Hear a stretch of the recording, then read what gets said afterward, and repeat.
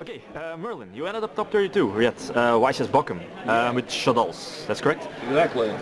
Yeah, is there anything you want to say before we go to the deck list?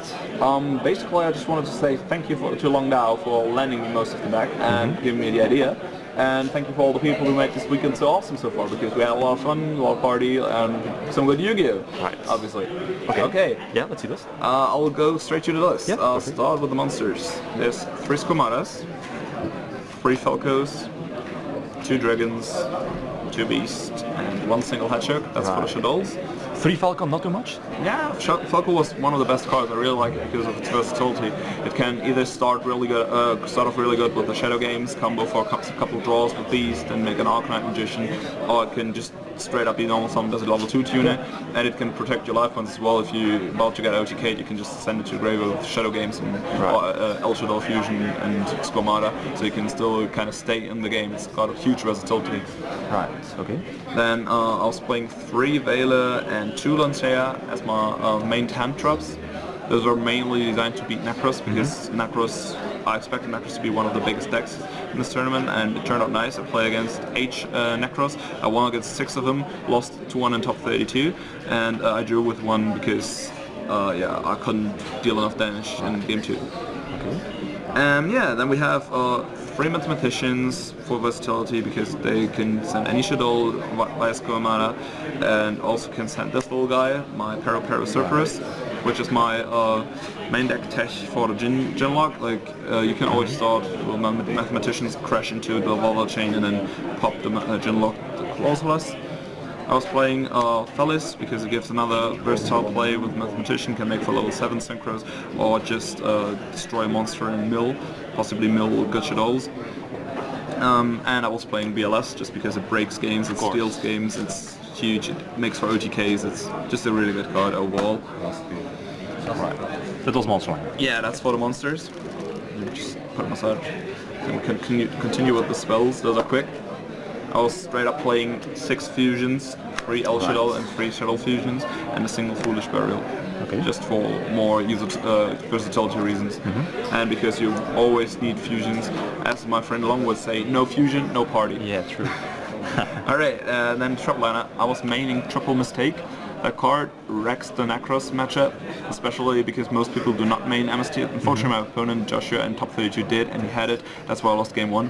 But usually, as you can see my feature match from yesterday, if you have it game 1, you're really good off, because Necros will not be able to play their game. And yeah, that's what it did, and it did a great job. I would still main 3 for sure. And 3 Shadow Games, because it gives you a lot of combos. You can do a lot of stuff with Falco and Squamata. What I did the most time was just try to start with Mathematician for Falco, and then have the Shadow Games to go for Beast and Arcanite and make a lot of pluses of that. Or just set Squamata and flip it to pop the Ginlock right away before they get to search for Trishula or Gigungi. Then 2 Mind Crushes, mainly for the Necros matchup, but it's also very good in the Satella matchup. And it gives you a huge advantage to see the opponent's hand. Like, you can play your floodgates a lot better around your opponent's hand if you see their hand beforehand. That's like the best part about it. The card almost never gives you a +1. Like, you gotta be extremely lucky, but you see the hand. That's the biggest part about it. And 2 Breakthrough Skill, because I really like to negate stuff. My Necros opponent could slam into my face. Negating Trishula is essential. Also, it can come back in a mirror match to negate their Vinda, so you can special summon and do more. And I was playing 1 Bottomless Trapper, which I would not play again because it was dead most of the time. 1 Venice Emptiness and 1 Shadow Core. Right. Okay, that's it for the main deck. That doesn't okay. Then we go on with the side deck.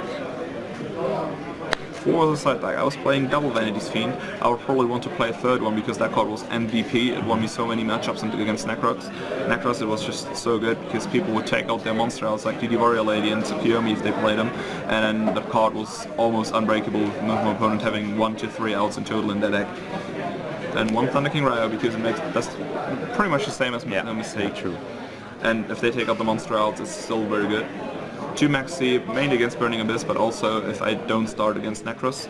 So if they Ginlock me, I get a couple draws of that. Triple Denkoseka, one of the MVP cards against Rogue. against the Tellarknight. I won a game where he started then up set 4 because I had then Kosaka and he had 2 alpha set and Game over. Yeah, I just wrecked him from there. Triple MST because I was afraid of Rogue. We're in Europe, and in Europe there's a lot of Rogue always, so I had to put in 3 MSTs. And 1D Fusion because I was afraid of the mirror match because my deck's so tacked out for the Nacros matchup that it struggles in a mirror match. And I lost to 1 Shaddolls and drew to 1 Shaddolls in day 1, so I should have probably even sided more. And triple anti-spell fragrance, which is really good against the Necros as well because it slows them down. It loses them a turn, so they can go off later, and it gives you more time to draw to your floodgates like this, or emptiness, or mistake. All floodgates. Okay. Yeah, and then Extra? We got extra deck. That's pretty fast. It's triple Winder, triple Construct, and double Shikinaga with 6 fusions a deck, and the versatility to recycle them. You need that many. I never ran out of fusions, but in the mirror match I used up all 8 once, so I can't regret to put that many on. Okay. And then for Synchros, Arcanite, which I made a lot, Armadis, which I didn't make at all, Leo, which I made like 1 or 2 times, Black Rose, which I never made, Costal, Durla, and Exiton. I never XYZ summoned even once this tournament, so might as well have cut them, but I wasn't missing any extra decks either, so... Just in case. Yeah, I might think about the extra deck again. Yeah, but... Okay. Overall, I'm very satisfied with the deck, especially its performance against Necros, and yeah, I'm pretty satisfied. I didn't prepare very well for this YCS, and saying that reaching top card was more than I expected. Right. Okay. Awesome. Yeah, Merlin. Any last words? Anything you want to say? Well, I'll greet my team United Gozus, and I'll sponsor Yu-Gi-Oh! Card Market. Right. And yeah. That's it, and shout out for the Duelist Kingdom, a the Facebook project. Yeah.